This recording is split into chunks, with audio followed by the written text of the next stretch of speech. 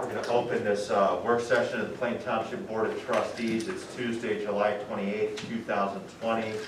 The topic for the work session this evening is continuation of our last work session, that being the budget review. And we're going to pick up with Mr. Iacino.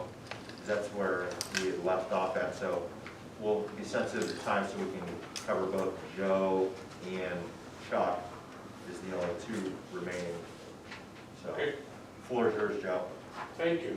I'm going to start with receipts. As you guys know, and I informed Mrs. Harless today, that the road department budget's a little tricky, being we have 4 different funds that we get money to work off of. The motor vehicle license tax, we've received $78,000 plus so far this year, and we're estimating another 101 plus by the end of the year. That's a slow income we get. Luther, am I right? That could take up till November to get all that money. Yeah, and then they pick up December, they catch up. That's why you So, don't have as much. Is that like every year they do that? Every Catch year, up? yeah.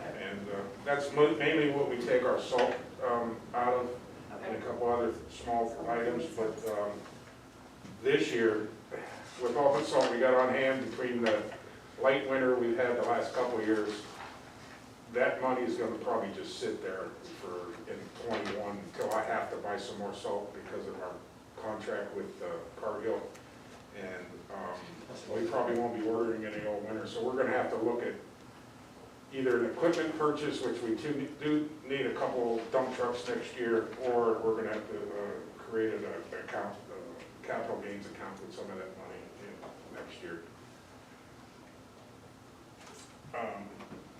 The gasoline tax, what we had estimated was almost $580,000 for this year, and then with the COVID stuff and the lack of use of gasoline and diesel fuel, we lowered it by 20% this year, but it's still a couple $100,000 more than what we normally got 3 years ago. This increase in the gas tax has really helped us out. So we're going to use that for contracts, different contracts that we get. We were going to add some paving this year, but then basically I got scared because of this COVID, didn't know what we were going to get money-wise in, and I didn't want to spend it. So next year, hopefully our paving contract will be even bigger than it is this year, because that money's going to, a lot of that money's going to be carried over. So we don't know that number yet.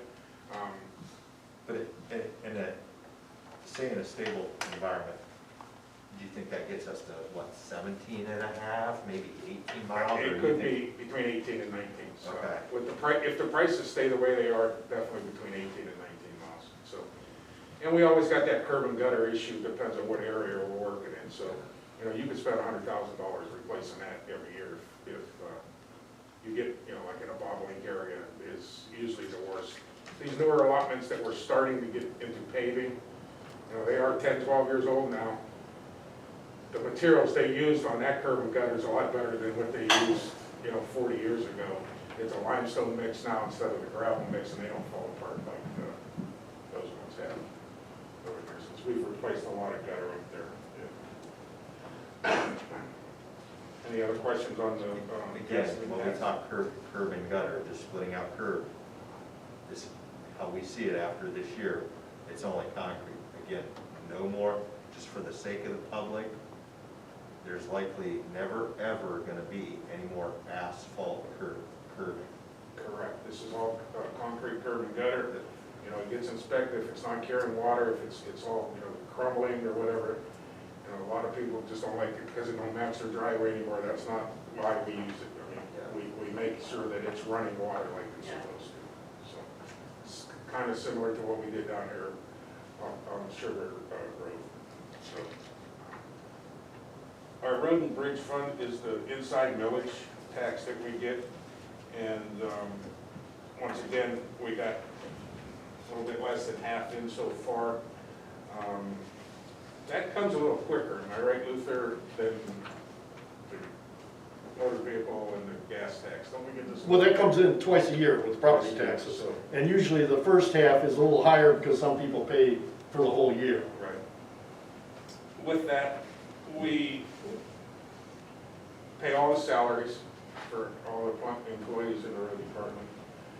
And some of the hospitalization, the Medicare, workman's comp, those kind of items is what we pay for in that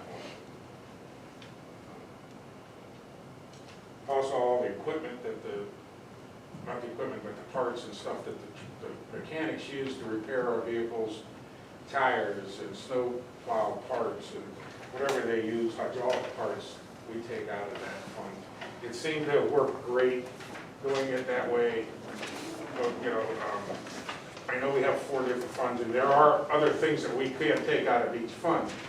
But we kind of got it down to where we know where we're going to take this from, and we're not over budgeting or under budgeting, and robbing Peter to pay Paul, I guess, basically. So there are a lot of things that come out of the 4 fund, but it is a good amount of money.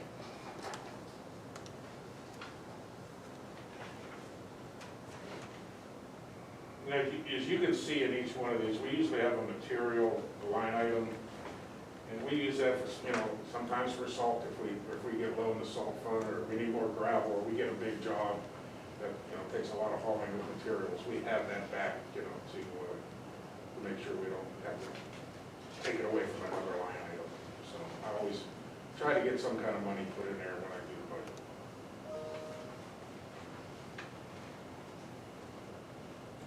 And we always have probably carryover out of that now. For a long time we didn't, because we've had to take money out of another fund for salaries there for a couple of years, Luther, if you remember Yes. correctly, because we were coming up short. So,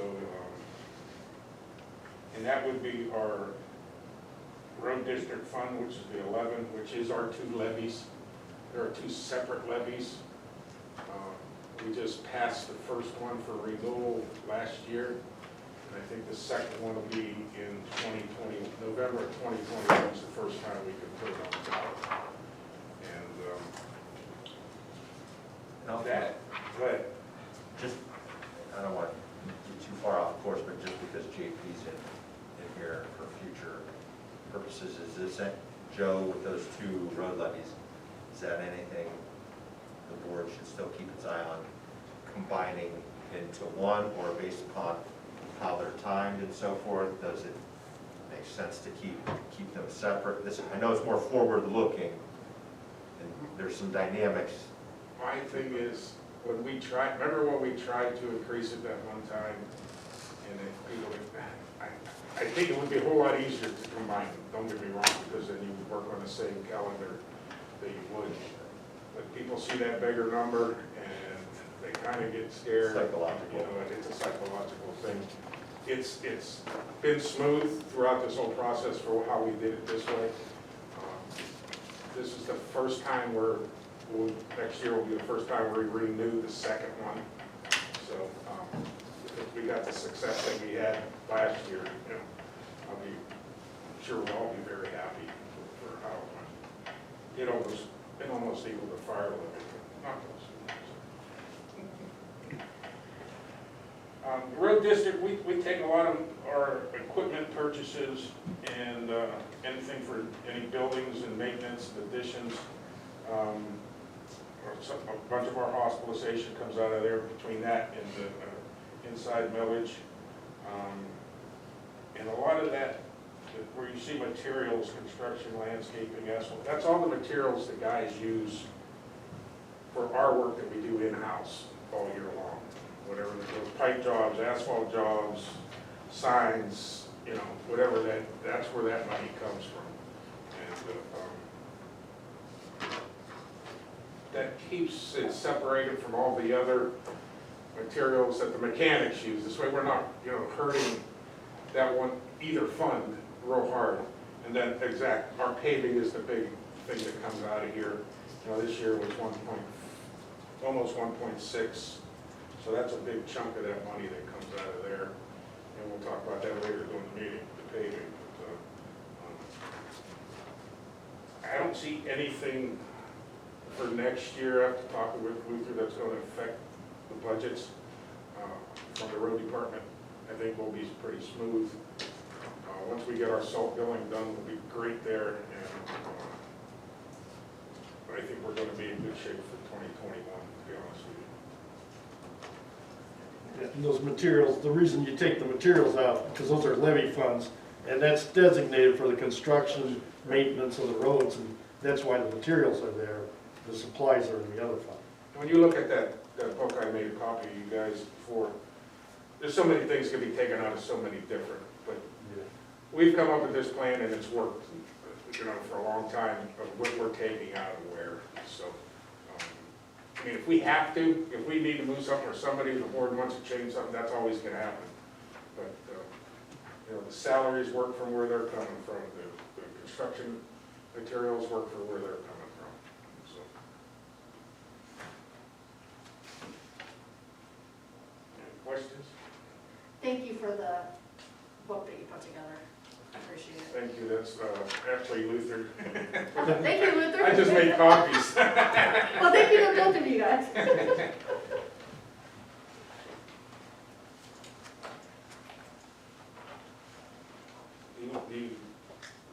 We need to go over each line item or anything? No. Are we good for next year? I would just say, any larger purchases, that we should be thinking about, right? Probably only a couple dump trucks, Scott, because if we can get 2 more, that'll put us, every truck will be under 10 years old, and you're gonna be sitting good for a long time.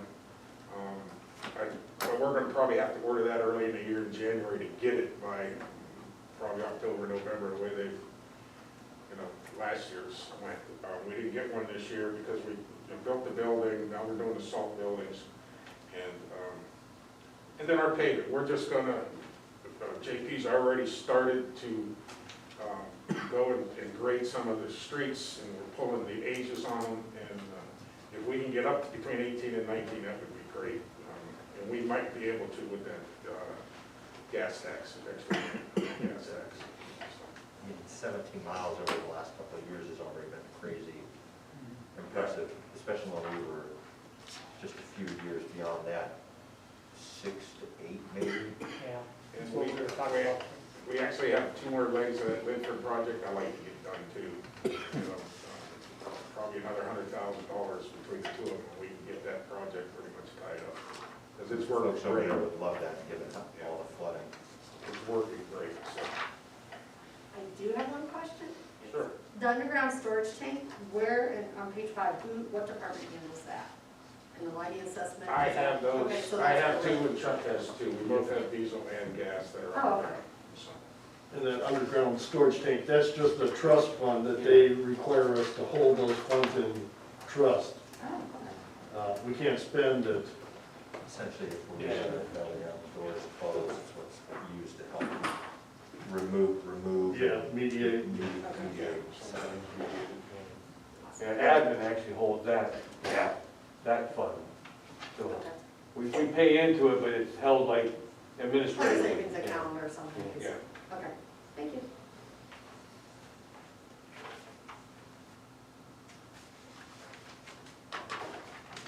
Look, if you have any questions, which you might go through all this, you and Luther can sit down and we can go through this anytime. Thank you. I appreciate it. You good, Joe?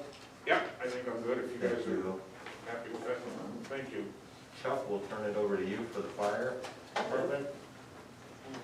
Well, I guess we'll don't have quite as many funds as Joe, we only have 2, but one's levy-based, and we appreciate the support the people have given us this year, and it's kind of an odd year because our levy was during the COVID pandemic stuff, so the election got moved, so we were kind of a little bit of a holding pattern on a lot of things because the levy, obviously the election got moved and then it got canceled and the whole thing, so some stuff we put a little bit on hold, but now we're kind of back in business. We got the security for 5 more years.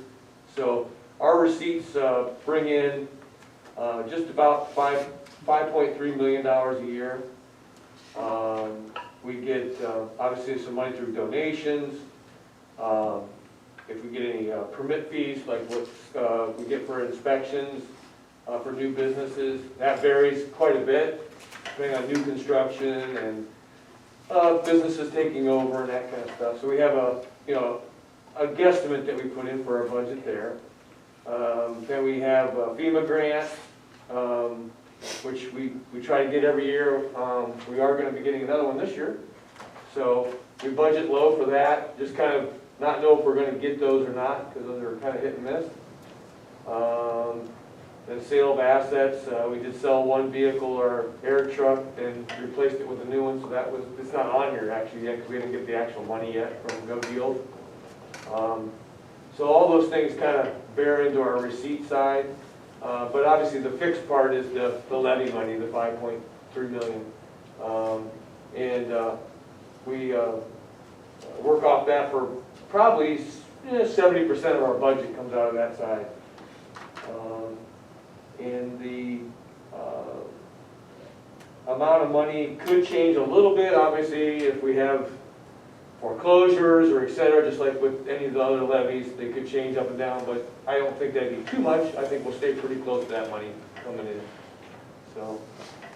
So with that being said, this year we were able to, just like road and that, we have a lot of large, big purchases. We put some money into some of our capital funds for our next fire truck, our next ladder truck, building renovations. We kind of do some hybrid work with road, obviously with mechanics and lifts and all that kind of stuff. So we try to put money aside for that kind of stuff. And obviously we have 5 buildings we maintain. So we have a lot of repair work, whether it be concrete, asphalt, roofing, etc. over the years. So that's why we put money into the capital money for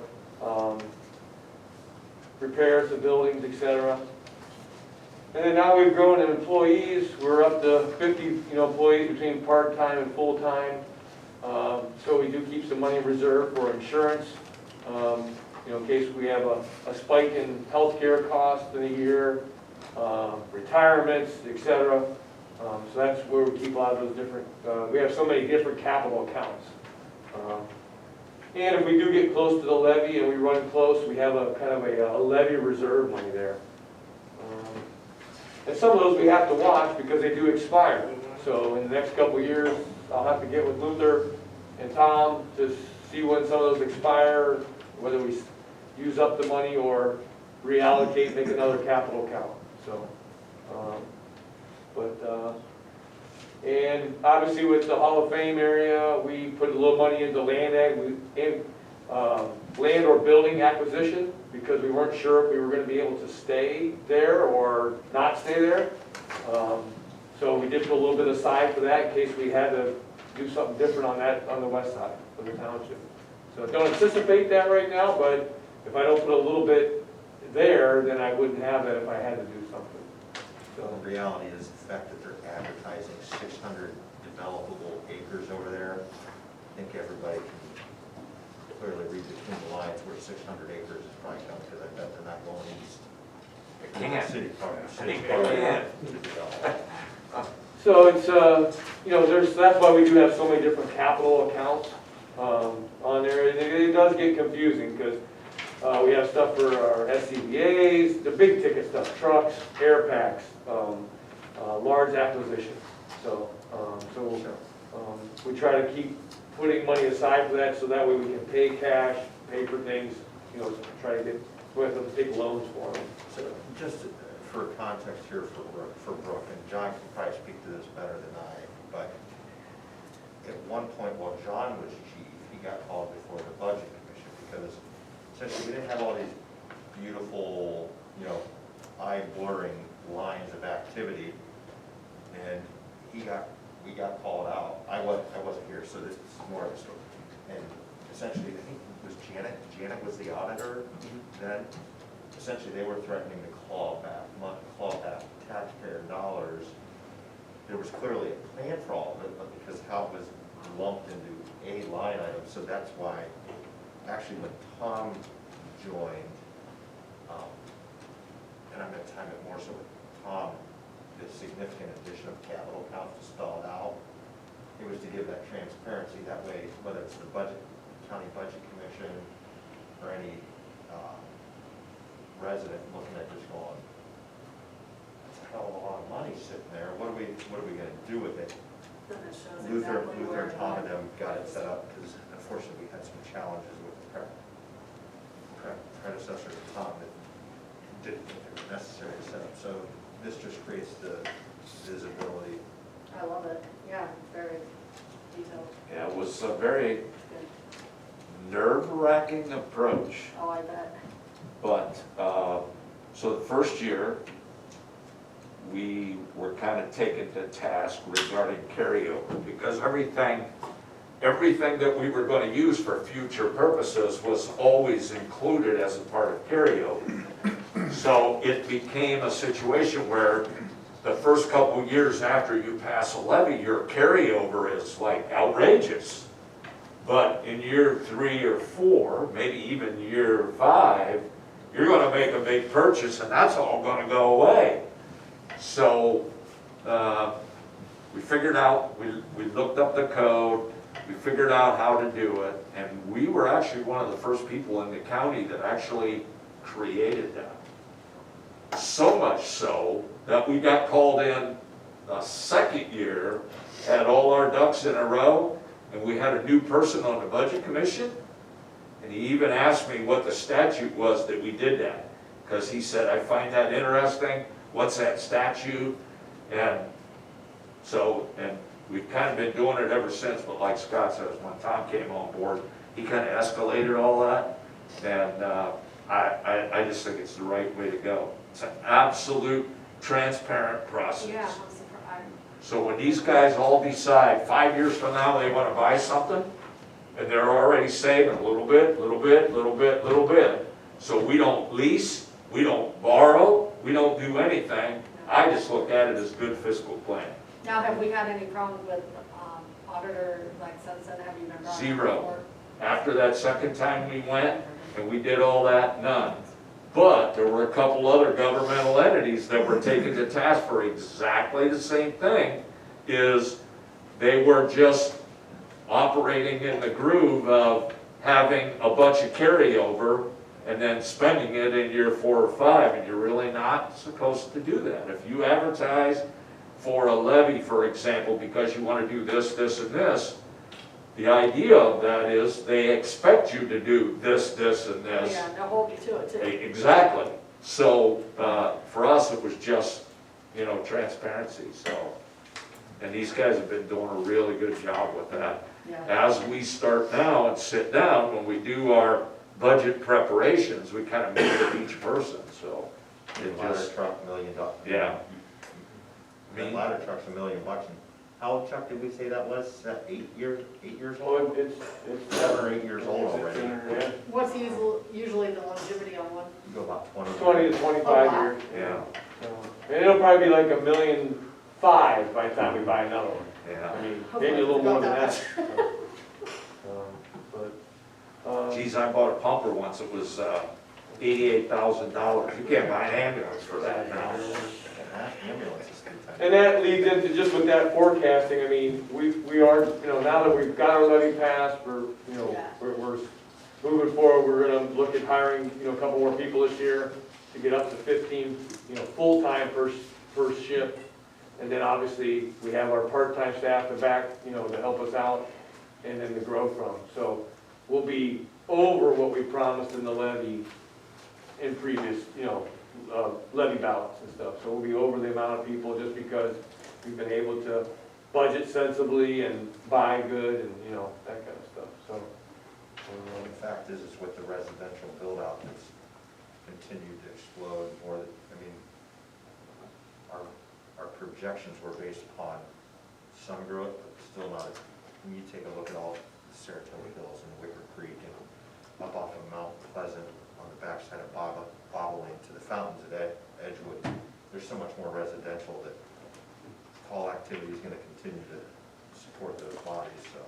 Yeah, and now everybody puts alarms in their house, so not only you pick up EMS calls, you pick up alarm calls, because nobody builds a new house now without a fire alarm or a police, burglary system, whatever. So these guys, the sheriff, I'm sure they get a million calls like we do for just alarms and accidental trips and whatnot. So it does increase your call volume that way too. And then some of the stuff like election expense hasn't come through yet. We're not sure if it's gonna hit this year or next year. So, there are line items that are funded that don't have much out of, I think, because of that, some of those expenses. We haven't anybody retire this year, but that could change tomorrow. So, I mean, some of those line items were, they're funded, but there's not much activity because, it's a guesstimate. Is it gonna happen or not happen when, in the year's time? So, but you have to have the money aside for it. Anything else on the fire side, or the fire levy side, I guess you'd say? Nothing here.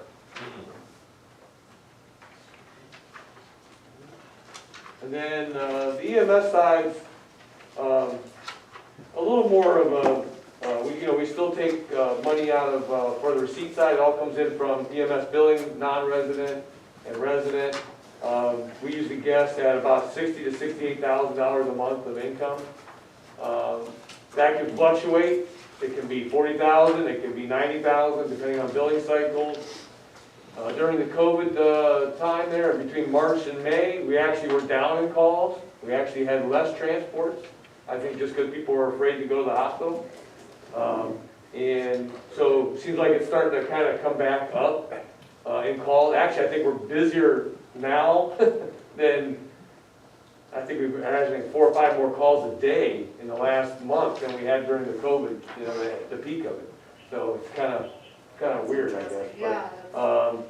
But so we budget that money is about $720,000 to $800,000 a year, and then obviously we have grants that we get from the state. We got the one for $3,000. Obviously there could be sale of assets, which we didn't have any ambulances we sold this year yet.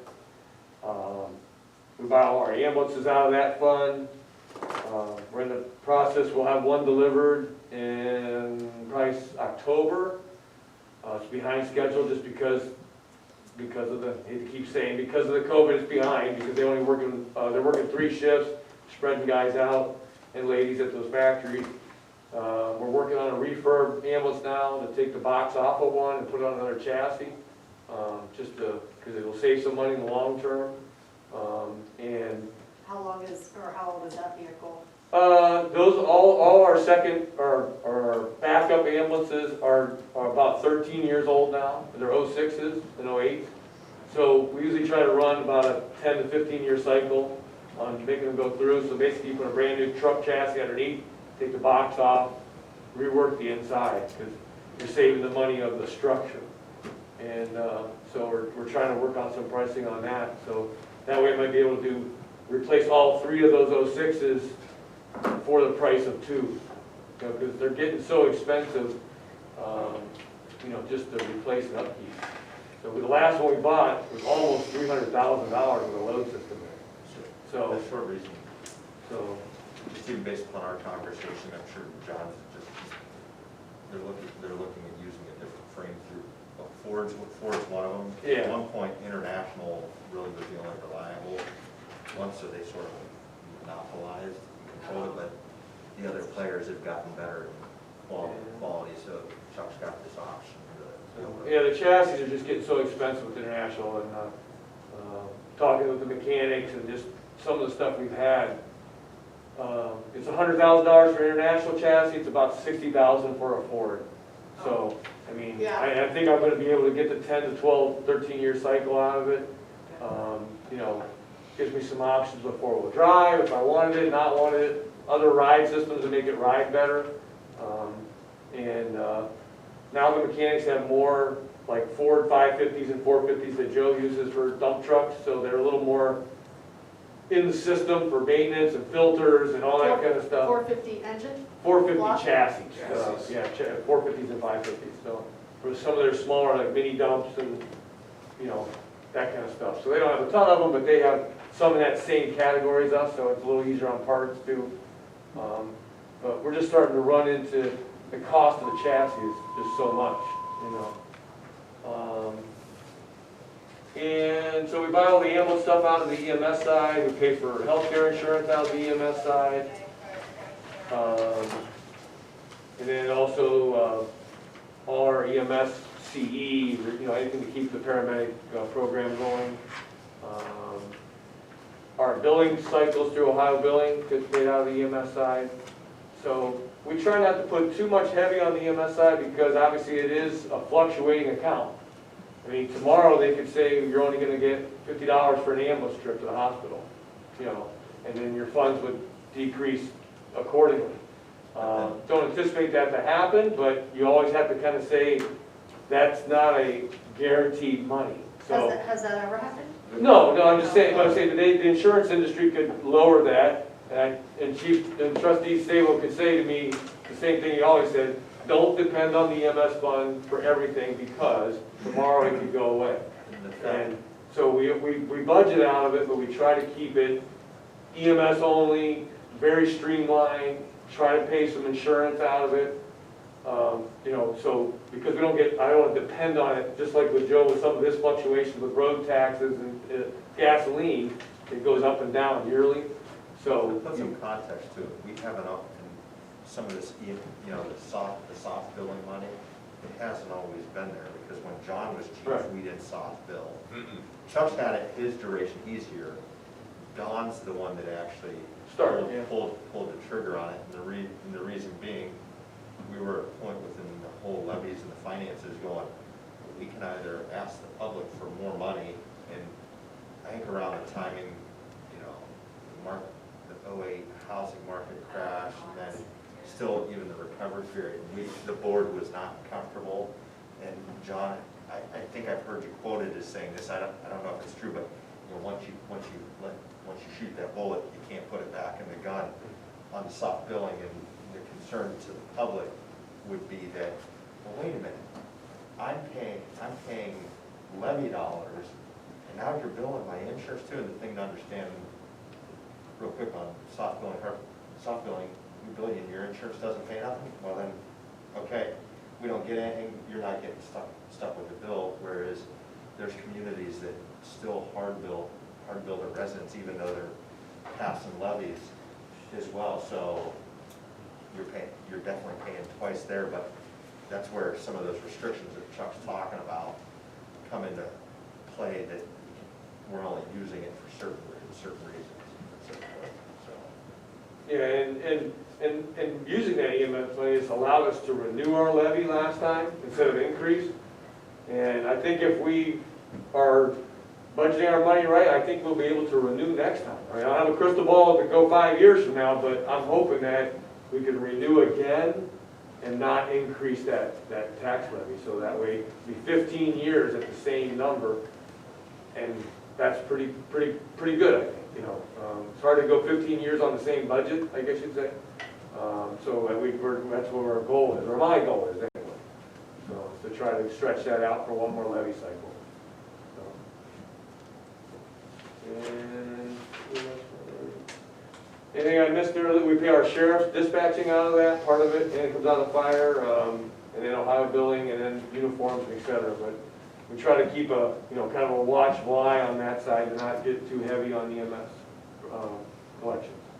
And actually, just for line item's sake, you don't probably have a solid base on dispatching costs with the conference room, and where the sheriff's little room is. That used to be all fire and dispatch and so forth. Between the county going to centralize, the fact that there were legitimate concerns that technically only having one dispatcher in there, I mean, it's realistic to the call volume, but somebody has a health issue or a health emergency in there, that's your only dispatcher. Say I'm in there and I stroke out, heart attack, folks are calling in, so it made sense, and the sheriff's offices, you know, provided a pretty solid deal out there. We've had, you know, some growing pains at first just because it wasn't what they did, but they've come along, and that's, you know, Eric's predecessor spent a lot of time out there getting them up to speed. But you know, if we would have had to replace the console that was in there, plus knowing countywide dispatch coming, we were easily gonna have, just in the console, what was it, a quarter to $300-some thousand. Yeah, we had a lot of upgrades. Yeah, and there wouldn't have been that long of a payback period if we were getting into the whole centralized dispatch, so that number is actually pretty small as compared to.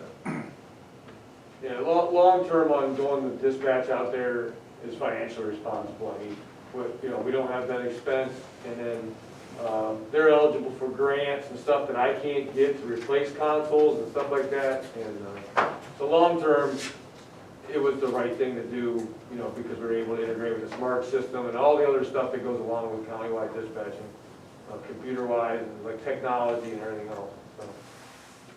So, and it saved us a lot of money per year by doing that, so, at the same time. And, I mean, just it's not a budgetary matter, but just the fact that you have delays and switches and, you've got fire dispatch sitting on the opposite side of the wall, possibly from somebody dispatching sheriff stuff. Brooke, sounds like you got this call. I think I've got a similar thing. Not that it probably happens all the time, but there's some of those nuances that are hard to quantify that life or death situations. So, Chuck, you good? Yeah, and if there's obviously if anything else, like Joe said, any of the three trustees, I'm sure. Thank you for bearing with me on my questions. We can sit down if we need to. Well, that's gonna wrap up our work session. We'll adjourn from the work session at 5:55. I'm going to call to order this meeting of the Plain Township Board of Trustees for Tuesday, July 28th. If everybody will stand for the Pledge of Allegiance. I pledge allegiance to the flag of the United States of America and to the republic for which it stands, one nation, under God, indivisible, with liberty and justice for all. Okay. As a matter of formality, the first thing we need to do is appoint Luther, the fiscal officer pro tem. Second. Discussion, roll call. Mr. Hawes? Yes. Mr. Sable? Yes. Mrs. Harless? Yes. Second, I want to point out for the record, Lisa Campbell and Tom Wolf are both excused, one for health matters, the other for well-deserved vacation. That being said, are there any additions, deletions, or corrections by fellow board members or department heads regarding this evening's agenda? Okay, the agenda will stand as presented. We will have a hard stop right at 6:15 for the 2021 alternative tax budget hearing. That being said, there's nothing under the sheriff's report. Is there anybody in the audience that has anything for Lieutenant Carver or Sergeant Koenig? Nothing. Unfinished business, that will be amend resolution 20-351. And I'll make a motion, be hereby resolved by the Plain Township Board of Trustees, Stark County, Ohio, to amend the attached resolution to open a partial blanket purchase order in the amount not to exceed $19,800 from Fund 14A08. Second. Discussion? Roll call. Mr. Sable? Yes. Mr. Hawes? Yes. Mrs. Harless? Yes. Okay, that's going to take us to the fiscal officer's report. We'll do that. Thank you, Mr. Chairman. The first thing on the agenda tonight is the fiscal officer number 1, a request for resolution to authorize the payment of the pending warrants in the amount of $913,180.22. I will so move. Second? Discussion, just to clarify, I mean, the dollar amount's typically out of the normal that we see on 2 weeks, but this is predominantly due to paving cost. Any further discussion? Roll call. Mr. Hawes? Yes. Mrs. Harless? Yes. Mr. Sable? Yes. Okay. The second item on the agenda is a request for resolution to authorize the payment of the regular payroll in the amount not to exceed $250,000. I will move on fiscal officer number 2. I will second it. Discussion, roll call. Mr. Hawes? Yes. Mrs. Harless? Yes. Mr. Sable? Yes. Okay. Fiscal officer number 3 is a request for resolution for the payment of the following medical claims as provided by AllCare. So moved. Second. Discussion, roll call. Mr. Hawes? Yes. Mrs. Harless? Yes. Mr. Sable? Yes. Okay. Fiscal officer number 4 is the investment report. Anybody's got questions? Feel free to see Luther after. Okay. Okay. Fiscal officer number 5 is a request for resolution to join the 2021 Ohio Township Association Group Retro for the BWC as administered through CareWorks Comp. This provides a target refund of 42% or $49,825. This is for BWC. With our claims, history, and everything, we are not eligible for the regular group rating program. And CareWorks Comp is the only one that submitted an offer to us to join a group retro. I will so move. Second. Discussion. Roll call. Mrs. Harless? Yes. Mr. Hawes? Yes. Mr. Sable? Yes. Fiscal officer number 6 is a request for resolution by the board to authorize the following transfer of funds. I'll move on fiscal officer number 6. I will second. Discussion, roll call. Mr. Hawes? Yes. Mrs. Harless? Yes. Mr. Sable? Yes. Fiscal officer number 7 is the bank reconciliation for the month of June. There you go. Okay, if there are no questions, then fiscal officer number 8 is a request for a resolution to authorize the refund of overpayments as provided by Ohio Billing. I will so move. I will second it. Discussion, roll call. Mr. Hawes? Yes. Mrs. Harless? Yes. Mr. Sable? Yes. And that concludes the fiscal office report for tonight. Thank you, Luther, appreciate that, great job. Administrator, I've got number 1, purchase of the sheriff's vehicle.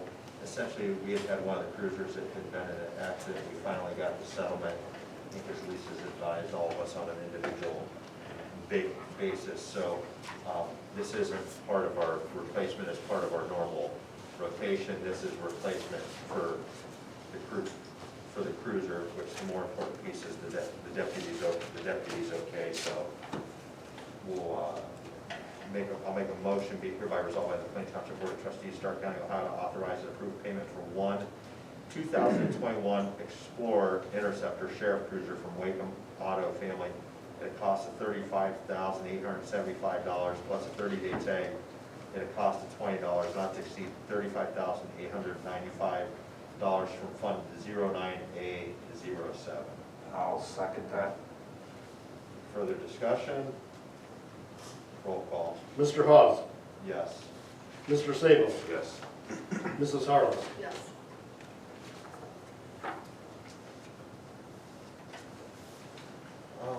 The next item, under Administrator number 2, I'm going to turn that over to Captain IT Director Haynes.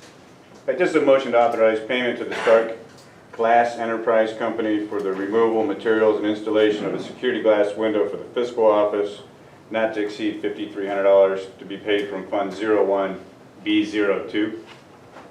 And actually, I got to bring it to discussion first. Also move, I'll second for discussion. discussion.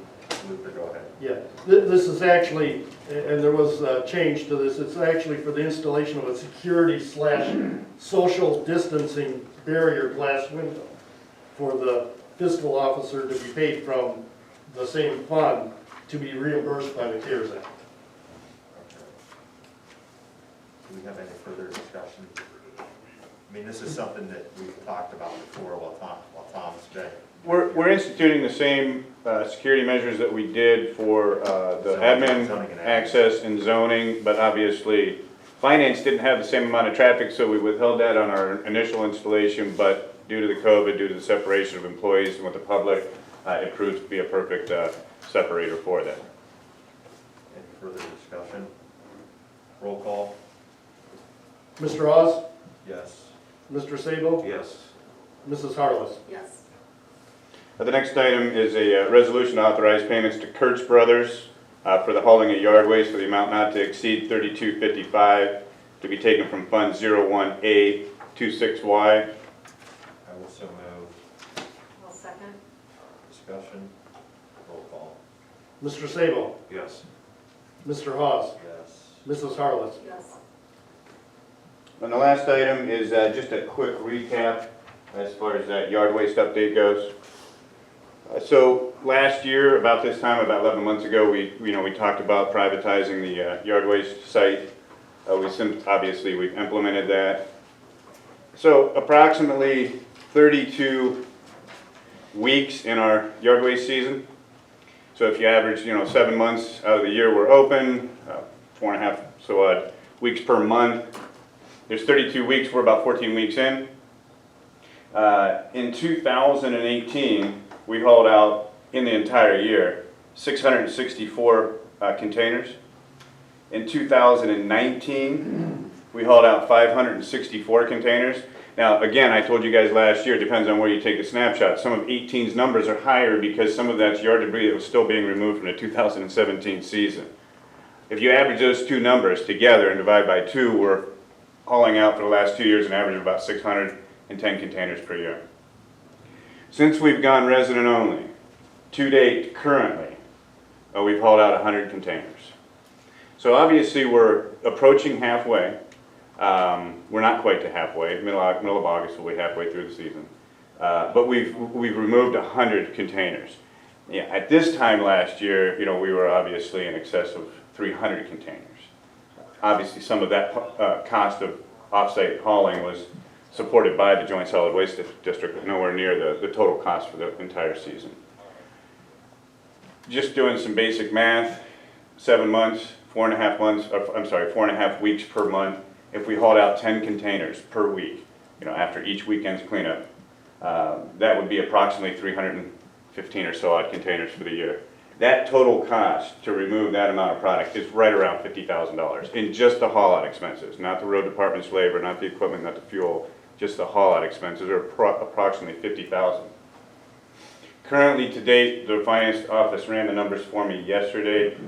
Receipts generated to date this year are in excess of $49,000. So that means that we've already gotten enough money in from the receipts of the cards to offset what would be basically half of last year's expenditures for the haul-out costs. That's exactly the target that we were looking for as far as number of cards distributed, reducing the number of waste haul by 50%.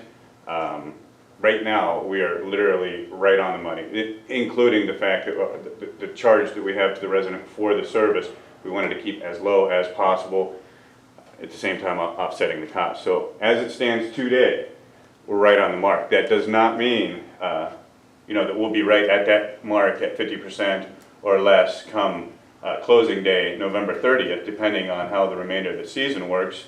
But we are coming into what we would consider to be our light time here. August, it's dry, less grass clippings, the leaves haven't started to fall. Most of the trees and shrubs and bushes have hopefully been trimmed out and distributed down there. We would expect August and September to be lighter months than May and June and July. So that's why I believe that in the end, when we get done with this season, the total haul out cost should be net neutral against the receipts received for the cards, minus the amount of money that obviously the road department puts into their labor and fuel and equipment cost in filling those containers, but that's been a fixed cost for the township since the inception of the program many years ago. I also predict, only out of speculation, and I know we have a hard line cutoff here coming up, that we would potentially sell several hundred more cards this season when September, October, November start seeing leaves drop, we'll probably get more people bringing in or signing up for the cards. I don't believe that we'll see a huge run on our yard waste come November. And the reason why is because we know that we have 2,000 people that are going to potentially visit that site and drop off all their leaves this year, but not 5 or 6 or 8 or 10,000 people that could have potentially come in from anywhere across the county or some of our adjoining counties before that would have only visited the yard waste site just to drop off their leaves. You know, they don't have any other landscaping needs. So I do realize we're at a hard line cut off here, so I can stop here. Squeeze in one more comment. It's nice to see that we're on the projections. I still think longer term, regardless of some of the other fixed costs, yard waste still needs to cover itself in totality, not just haul off. I mean, because quite frankly, even though Joe's department, the staff that are down there are safe and come out of parks, the financial resources that get pulled from those budgets to go into yard waste, that's also resources that can be used to help with other drainage, you know, smaller projects. So. Agreed 100%. We have, though, obviously, this year is not a great year to measure against. The road department's been down there a considerable amount of time with the road work, with the asphalting behind there.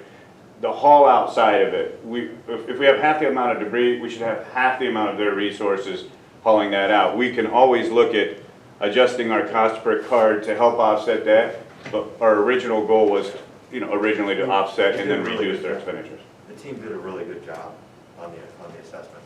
Well, so thanks for those analytics. That being said, we do need to temporarily adjourn from our regular meeting to go to our 6:15 2021 alternative tax budget hearing.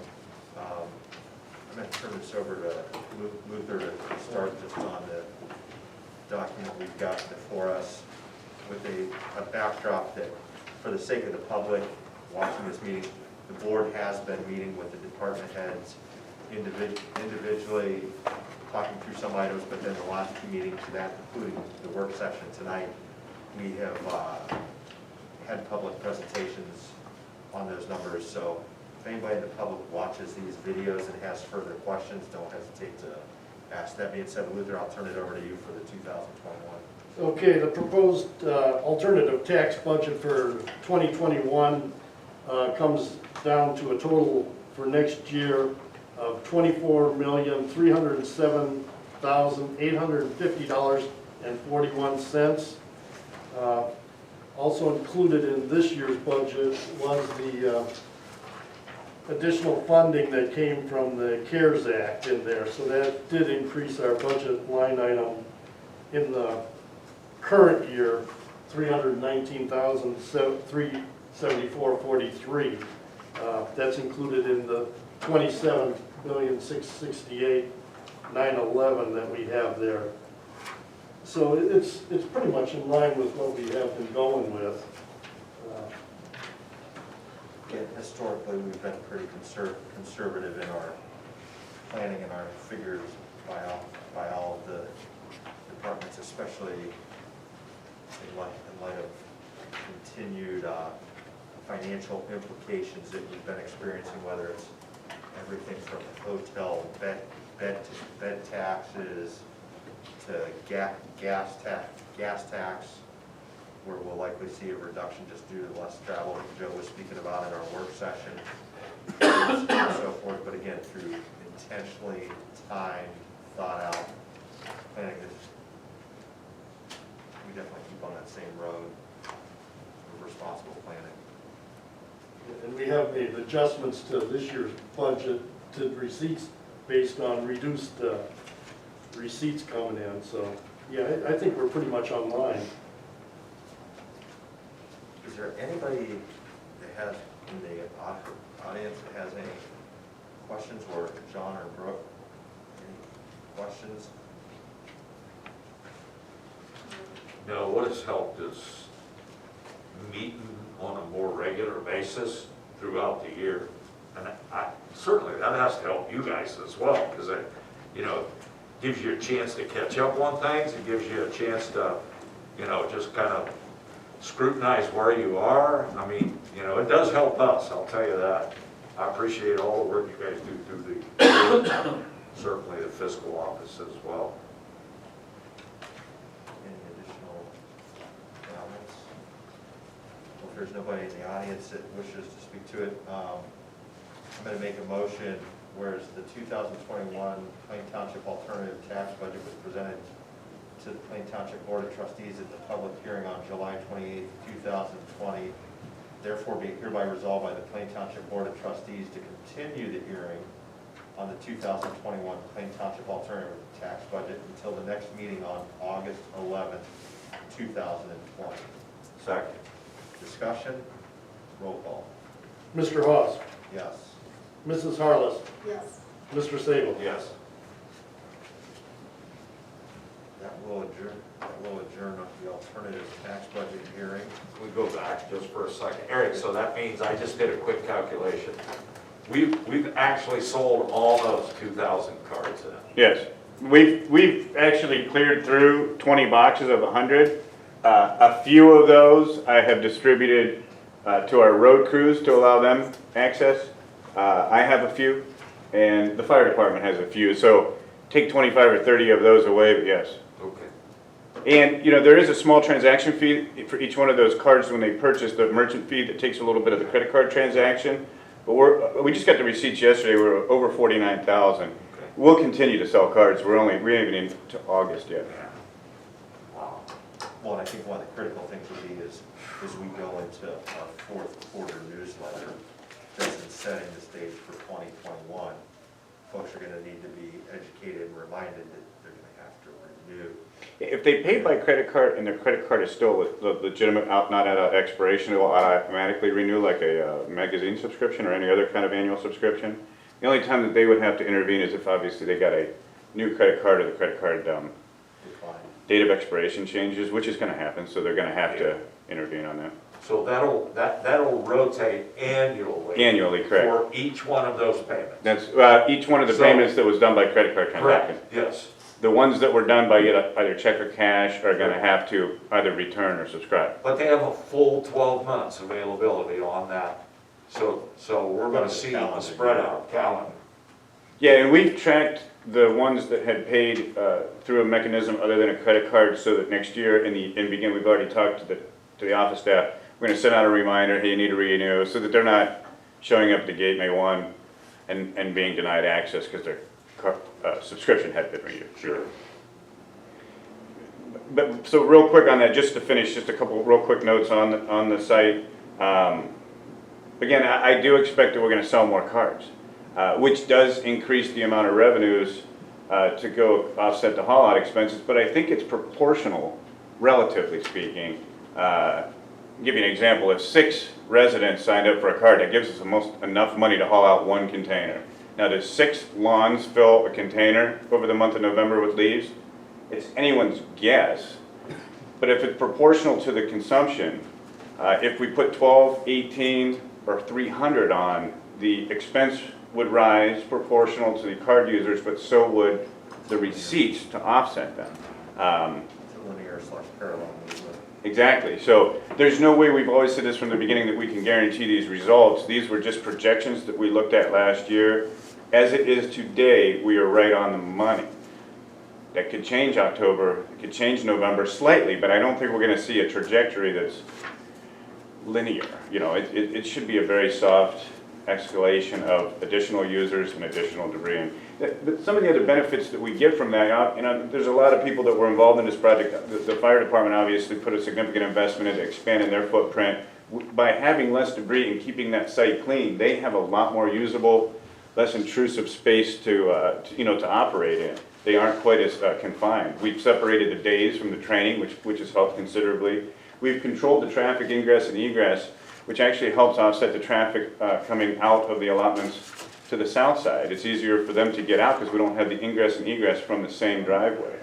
We did add a recycle center, which does add a convenience. It does add some vehicles coming in and out, but it does make it a little bit more of a one-stop shop. You can drop off your aluminum cans, your cardboard and your yard debris all at one place. But so realistically, every department, almost every department had a significant involvement in this. The administrative office has offset some of the expenses of the site improvements and distributed all 2,000 of those cards. You know, somebody had to take care of transacting those. Fire obviously paid for a significant amount of the site improvement around the training center road, facilitated all that. You know, those guys built a road. They put all the base down for the asphalt. There's 20,000 square foot of additional asphalt behind there that is all clean for yard debris. We've moved the containers off that site. We've expanded the amount of room so they have less people and more space to drop their debris, increasing the likelihood to be able to facilitate the social distancing. Finance department had to be involved with the merchant account and all of the things that have to transact for the receipts to come in. The sheriff's office, I can't speak enough about them during the month of May, and even in the last weekend or two, I've been either text or on the phone with Sergeant Koenig or Lieutenant Carver or Sergeant Hall. They've contacted me with minor issues that we've had to deal with. They've been great for the oversight. Parks helped clean up the site and improve it. I think it's the best experience from our residents going to the Yardway site than it's ever been in the history of the site. So that's what I have.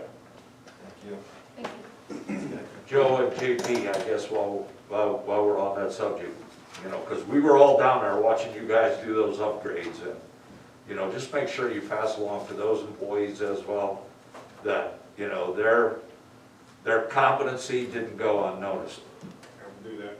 Thank you. The drainage, 20,000 square foot of black asphalt, and we don't hold a puddle for more than about midday. And I can tell you right now, go to any parking lot out there, and you'll see them holding small amounts of water. I mean, even if you get pavement to lay perfectly straight with a little bit of a gradual fall, you can still have it cure at different rates, cooling at different rates, and have a little bit of a recess. We have almost no standing water in 20,000 square foot asphalt, which to me is incredible. I mean, they took the time to do it right. All right, that's gonna take us to the fire department. Chief? Yes, item number 1 is a resolution to purchase one Venturi van, the amount not to exceed $4,000 to be taken from Fund 10A08. So moved. Second. Discussion? Roll call. Mr. Hawes? Yes. Mrs. Harless? Yes. Mr. Sable? Yes. Item number 2 is a resolution by the Plain Township Board of Trustees for the payment for writ tax and accessories from Warren Fire Equipment for attached quote not to exceed $25,000. So moved. Second. Discussion? Roll call. Mr. Hawes? Yes. Mrs. Harless? Yes. Mr. Sable? Yes. Item number 3 is a resolution by the Plain Township Board of Trustees to purchase AB3000 masks and miscellaneous containers not to exceed $8,500 to be taken from Fund 10A08. So moved. Second. Discussion? Roll call. Mr. Hawes? Yes. Mrs. Harless? Yes. Mr. Sable? Yes. Item number 4 is a resolution for the purchase and payment of one storage container from Discount Storage Container in the amount of $2,100 to be taken from Fund 10A06. So moved. Second. Discussion? Roll call. Mr. Hawes? Yes. Mrs. Harless? Yes. Mr. Sable? Yes. Item number 5 is a resolution to change the pay status of firefighter Andrew Skolmich from part-time EMT to part-time paramedic, increased to $16.50 an hour per resolution 20-289. I will move on fire department number 5. I will second it. Discussion? Roll call. Mr. Hawes? Yes. Mrs. Harless? Yes. Mr. Sable? Yes. And that concludes fire department. Thanks, Chief. It's gonna take us to the road department. Joe? Yes, Mr. Chairman, item number 1 is a resolution by the Plain Township Board of Trustees, Stark County, Ohio, to authorize the purchase and payment of a 40-foot standard used grade shipping container from Discount Containers, amount not to exceed $2,100. So moved. Second. Discussion? Roll call. Mr. Hawes? Yes. Mr. Sable? Yes. Mrs. Harless. Yes. Item number 2 is a resolution by the Plain Township Board of Trustees, Stark County, out to contract with JT Striping and Services, Inc. for the 2020 pavement marking program to be completed by September 28, 2020. Not to exceed the total amount of $35,421. So moved. Second. Discussion. Roll call. Mr. Hawes. Yes. Mr. Sable. Yes. Mrs. Harless. Yes. And our last item on the agenda tonight is the final report for our 2020 paving program.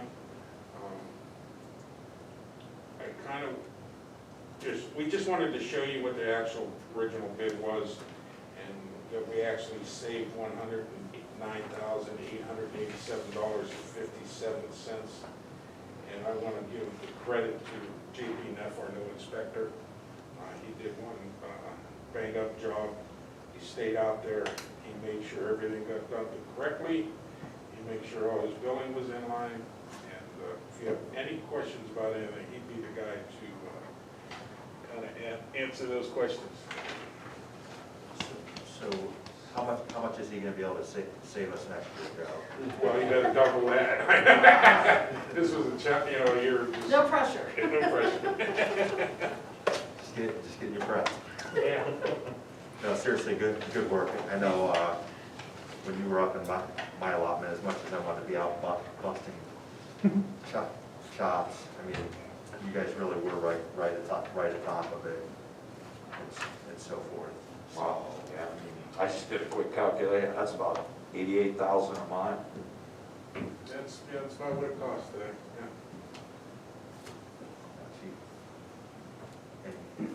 When I started doing this, it was about 40,000. Any questions for Joe on that? Thank you, that concludes the road. Zoning, Tom? Thank you, sir. Item number 1 is a resolution to declare items A through C as nuisance abatements. I will so move on the zoning 1A through C. I'll second it. Discussion, roll call. Mr. Sable. Yes. Mrs. Harless. Yes. Mr. Hawes. Yes. And item number 2 is a resolution to declare items A through H as nuisance abatement payments. I will so move on zoning 2A through H. Second. Discussion, roll call. Mrs. Harless. Yes. Mr. Sable. Yes. Mr. Hawes. Yes. And that's all for zoning, sir. Okay. It's going to take us to permit. Mr. Steinberg? Thank you. Item number 1, this is a continued discussion about salute to veterans. I did reach out to our sponsors from previous years to engage them, as well as our food vendor and then donation vendors. All are still engaged, all are aware that we are in discussions and in kind of, I don't want to use the word wait and see, but they understand that we haven't committed yet to the event. Our intent's always to have it, but we ask for their commitment to it in the event, and indeed we could have it, they would then either cut check or bring product to site. And all are still engaged, all are interested, also to keep them posted as we continue to move forward down the line with whatever these guidelines turn out to be from one week or 1 month to the next. The event's scheduled for November 11. Most of these folks don't need much of a turnaround time, they said, so I continue to engage them, we'll email them, we'll talk to them. As far as our public goes, I know our newsletter is coming out. If you were looking for a recommendation from me right here, right now, I'd simply recommend that with the newsletter, we write a blurb or an article that says our intent's always to have the event, given the uncertainty and fluid environment with COVID. Please stay tuned to social media, website. Feel free to call into Township Hall and we can update accordingly as we move down the path of what the environment develops. So I just wanted to kind of touch base, and that we had kind of talked 2 weeks ago, and I said I would go out and circle back to a couple of our sponsors and vendors for the donations and things of that nature, and all are absolutely engaged, all are still interested. It's a matter of, obviously, what we can or can't do at that time. So the Stark County Recorder and all of them said don't be on The sponsors are really the only ones still engaged in the food Okay. vendors. That's one. The services that we typically had on site, most have opted out for the rest of 2020 with the exception of the Sam Center. The Historical Society is in a wait and see mode. There was one other one that was leaning towards, I have the note, but was leaning towards no, but still in a holding pattern. So most services that had been there in the past, the service veterans with the information or whatever the case may be, have kind of cleaned their slate with events. I know one of the discussion points, Chuck, were you able to find out within the bays? the space Yeah, of what we would be permitted up to body-wise? yeah, we did a calculation on what a normal load would be, and I forget the exact, I gave it to Rob, it was one, I think it was 100 and, normally it's 360 some people. 187 you'd be allowed. Yeah, could fit in the space, and with, pre-COVID, if we went half capacity, it'd be about 190 people, or about 200 people we could fit, which is probably adequate for the number we have most of the time. And you're so with as well, I think you mentioned to me, we wouldn't have the linear setup on the table, Right. spread those out, do the social distancing piece. Volunteers or food service would be glove, mask, et cetera, per the current guidelines of the, because we would fall not under a banquet event as much as we'd fall under a food service event because we are providing the meal. So instead of making real long rows of tables, maybe we make a table space, kind of more like a restaurant, versus a long row of a bunch of people sitting, if we, under the current guidelines, but that's how they do it in the banquet facilities instead of having them all together. PERSA says we have no liability, insurance says we have no liability. Correct. PERSA says we have none. Liability on it. I'm gonna tell you I'm clearly biased on it. I wanna see it occur, but not naive enough not to think if the bottom falls out. I think our alternative is we're still doing it, but it's in a video format, and if we communicate that day, if it's a drive-through for the food, you pick up, even if it's a sheet of paper going, hey, go home, go to this link. You can see comments and so forth. Health Department and PERSA are also comfortable with that scenario as well if it comes to that, at least at this Exactly. point. Health Department and PERSA are also comfortable with that scenario should it come to that as well. I think the biggest thing would become logistics around clearly the working station, because Chuck, you've always typically set the trucks outside the base, so if somebody had to run, I wouldn't want to have truck vehicles coming. Well, we would logistically, maybe we move them across the street that day or whatever. And I even talked to the guys, if it came to the point and we could get addresses, I'd be willing to try to deliver. If we couldn't get them to physically come to the station to pick it up, box lunch or whatever, sort of like a Meals on Wheels program. I'm not saying that's the answer, I'm just throwing that out there for discussion. If maybe you have a smaller event, you have less people, and there's 100 veterans would sign up, maybe we could deliver some could come to the station. Similar to what the churches do with the. Yeah, I don't know, I'm sure we. Put together a packet with all the vendors. Yeah, I don't know, maybe that's an option. I know the Simpsons Church obviously provides volunteers. I'm sure those ladies would gladly, maybe help package them or even maybe deliver some, I don't know. That's more logistics, I get it, but if we had to scale it back and say, you can watch it on Zoom or whatever it is, or we video and there's only maybe 50 people there and then we deliver, or we have cars coming and get it, I don't know. It's tough. You hate not to do something because it is an important event, and so.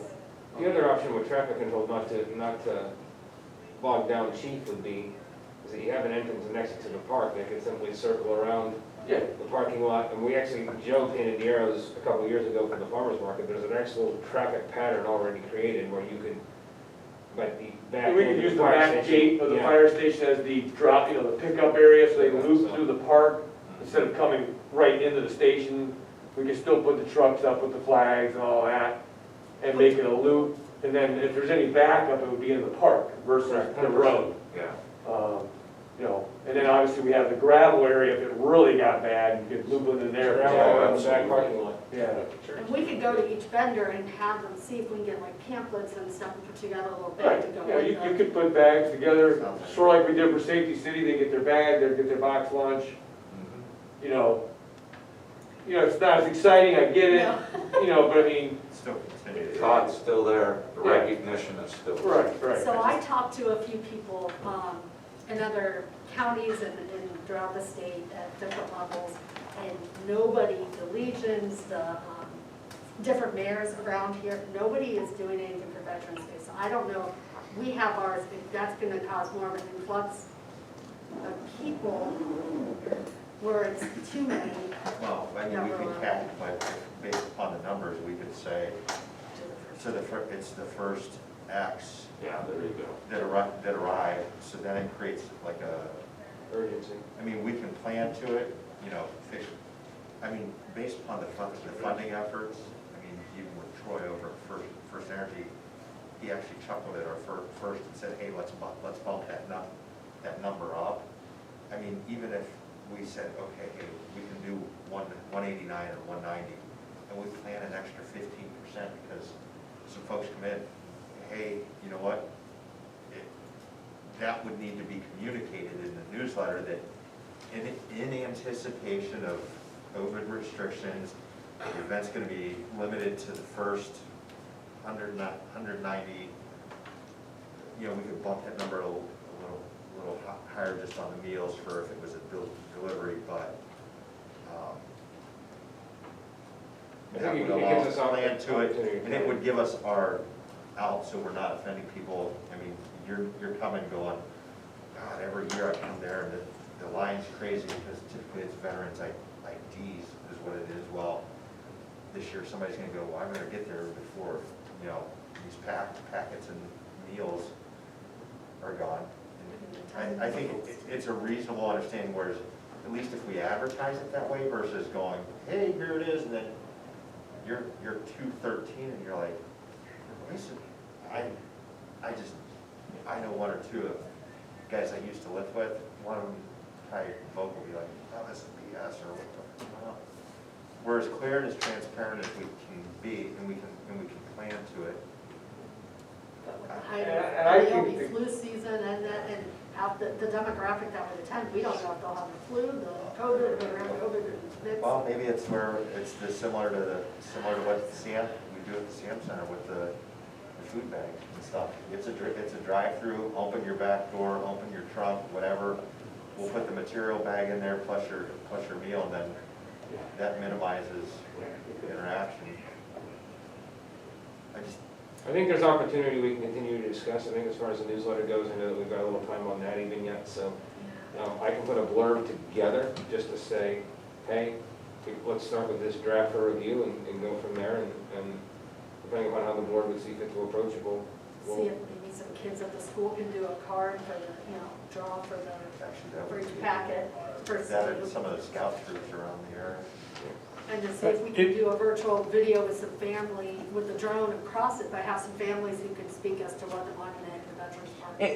If you had enough lead time, you could RSVP and then you'd know your exact count of Yeah. meals and everything. I mean, that's not the Well, perfect that's where solution. whether it's in the facility or it's drive-through, you can still say that. You could number. still have a pretty good indication on an RSVP. You'd still want to have a couple extra probably, Yeah, but it's, we And, room. I really think that really the key is the newspaper and WHBC. Because the newsletter will be too far behind. Social media will not catch up with No.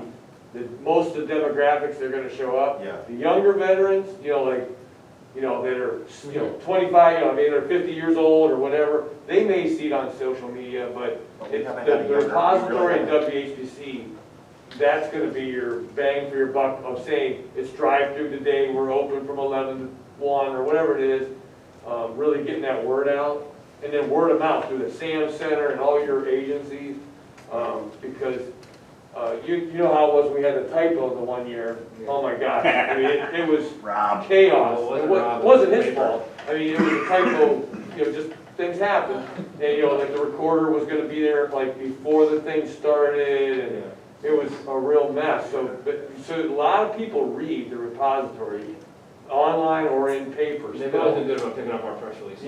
And so whether it's, our Facebook page, web page, repository, getting that word out, and maybe if you can't go all live, you do some kind of small speech and ceremony inside, we still decorate, small amount, and then put it on our website that the veteran could see later, still hear maybe the band, you tape the music, I don't know, I mean, something, so they can have something, if we can't have it. The speaker can take something, and then. People watch the, 4th of July fireworks 2 days after the fireworks, People are watching baseball with fake crowd members. I just watched a 20-year-old NASCAR race the other day, so, because there's nothing on, but, so, Did you bet on it? Does Vegas allow you to bet on it? Same guy that won 20 years. Dale Earnhardt, senior. Let's keep on point, guys. Anyway. So I guess for a point of discussion, I was just bringing it up in the sense that I think that there's opportunity still to move forward in some way, shape, or form. I think what we need is, if not by the first meeting in August, no later than the last one, because I know when I was chatting with Dr. Novelli this morning, even with his Patriot ball, he's hard charging forward on it, but he says he's in a tight spot where he's got to make a call here based upon timetable. I think 3 months, not quite 3 months notice and so forth. So that being said, I'm just thinking that in my head, enough advance notice, even if it's our messaging that we still get the newsletter, but then we're hitting social media and something else going, hey, just fair advance notice, we're gonna do this year, it's gonna be a virtual / drive-through combination, and tell them what we're gonna offer. When I I mean, talked to because the Ohio otherwise- Department of Veteran Services, she said that they were, some cities and towns were doing virtual as well. And then I talked to DeWine's office as well, and they said everybody's doing stuff virtually. So, I mean, we've got some flexibility still, but I mean, does this give you enough? Yeah, I absolutely think so. I mean, Yeah. John, you've been quiet for the most Oh, part. no, I'm absorbing it all, because these are all great ideas, and I just don't want to see us do nothing. Well, especially with what we're at. But I want it to be safe, and I don't want it to be a logistics nightmare. Well, that's honestly the logistics, the traffic, because of the arguments, leaning on the arguments that were made for the farmer's market and a drive-through farmer's market. A lot of those points are exactly what's playing in my head, which, I mean, this would be a little different because it's strictly drive-through versus folks parking, walking in, multiple points. But there's still some of those very similar There absolutely are. concerns.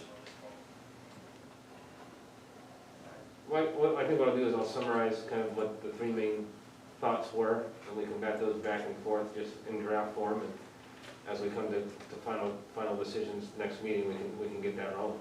All right. Everybody good? Thanks, guys. Thanks to the team, because I know everybody beating the ideas around here, so. Next item?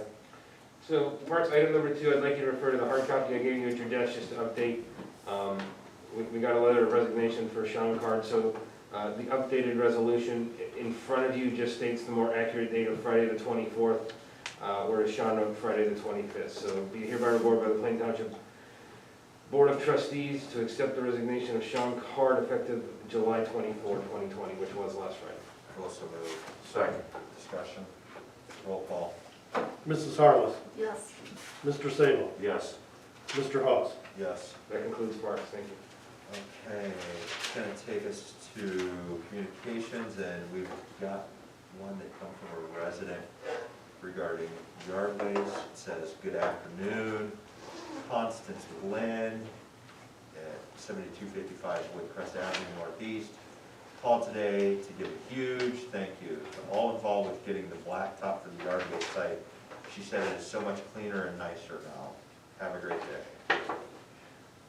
That concludes communications. brings us to the portion of the meeting, public speaks. Anybody in the audience have anything for the board? Nothing. Concerns of trustees, anything? Should we bring up an update on regional system, because I have a few more calls this morning Oh, about it. yeah, you can go ahead and talk to it.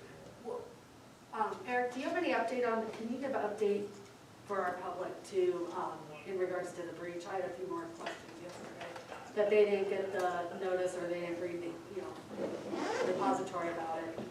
Okay, so we closed that case this afternoon.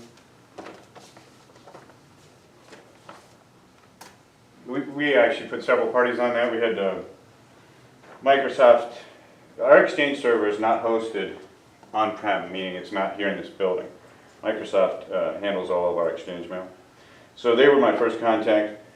They put their engineers on it, obviously gave me some feedback about exactly what was happening and what was transpiring. We mitigated within, I'd say 45 minutes to an hour. We had ramifications that fell out until probably the end of this week as far as like response emails, what did this contain. Few suggestions, and I can share this with you afterwards.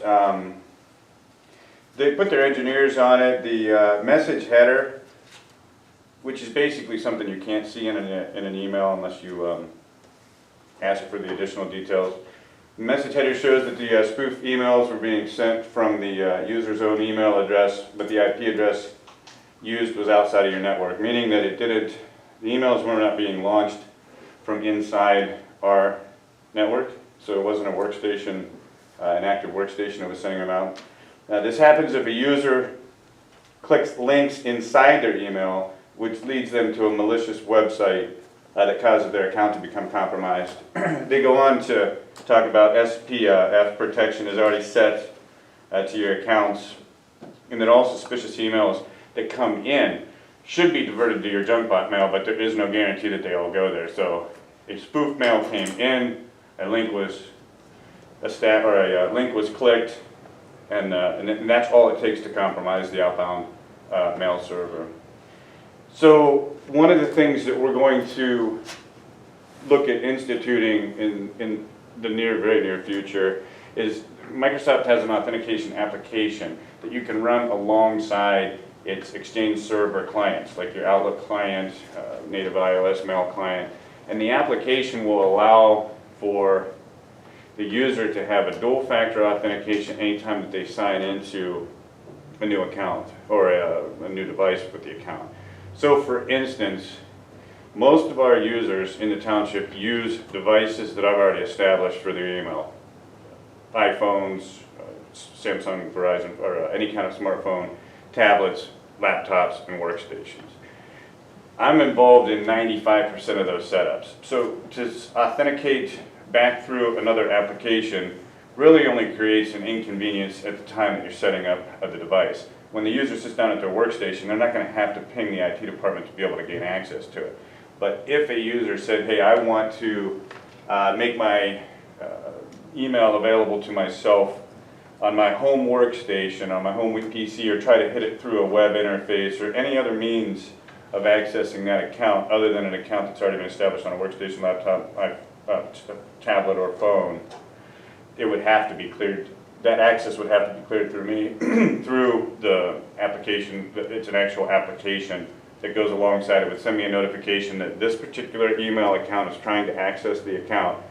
Are you willing to authorize that, or would you like to deny that access?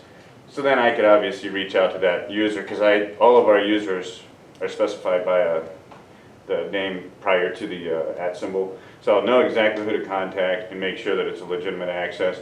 Most times, it would be me accessing it. It would be me setting up a new phone, a new tablet, a new workstation, a new laptop. I would authenticate it. They would be able to use that. If they try to access it through any other means where someone else tried to access that, it has to have that application authentication come through the IT department, which should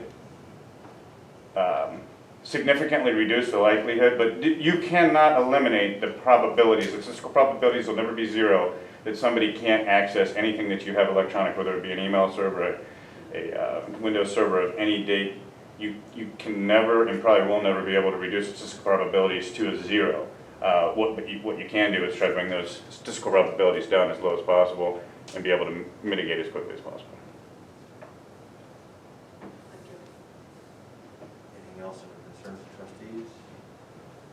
Concerns of fiscal officer pro tem? All right. It's going to take approval of minutes for July 14th, 2020, and I will so move. Second. Discussion? Roll call. Mr. Sable, Yes. Mrs. Harless, Yes. Mr. Hawes. Yes. There's no need for executive session, or, There is, under 1A and B. Oh, It'll be very brief, I promise. well, on that note, I'll make a motion, be hereby resolved by the Plain Township Board of Trustees, Stark County, Ohio, to adjourn the executive session at 6:53 PM. When this regular meeting is authorized under Ohio Revised Code 121.22G for the purpose and consideration of 1A, appointment of a public employer official, 1B, appointment of a public employer official. Second. Discussion, roll call. Mr. Hawes, Yes. Mr. Sable, Yes. Mrs. Harless. yes.